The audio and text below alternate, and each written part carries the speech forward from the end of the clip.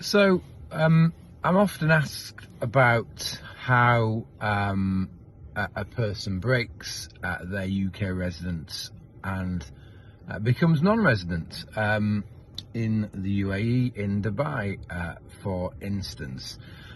So what I've decided to do is just set out a very brief template for breaking residence in the UK. It's not a replacement for properly understanding the rules in full, so please do watch all of the other videos I've recorded on this subject, and please do get formal, proper, professional advice before following it. Okay. But one way and a relatively straightforward manner would be to take up the option of full-time employment with an employer, in this context, who is in the UAE. And this could either be a third-party company or could potentially be your own company.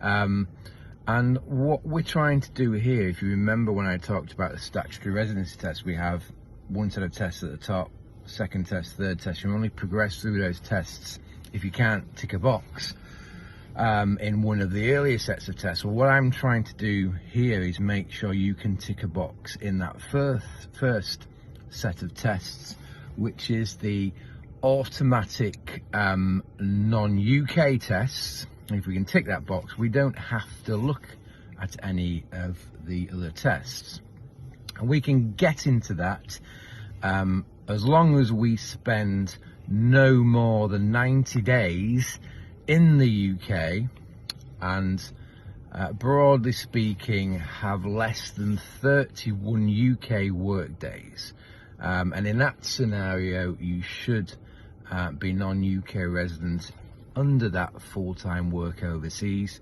test in the automatic non-UK set of tests right at the top of the statutory residency test.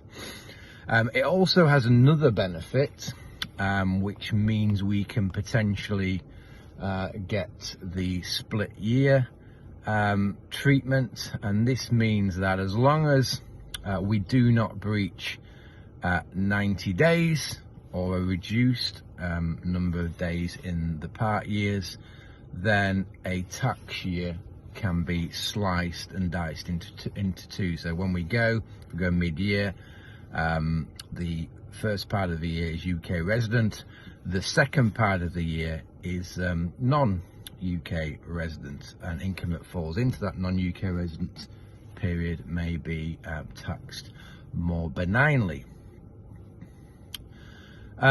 So a decent result, I think, all around.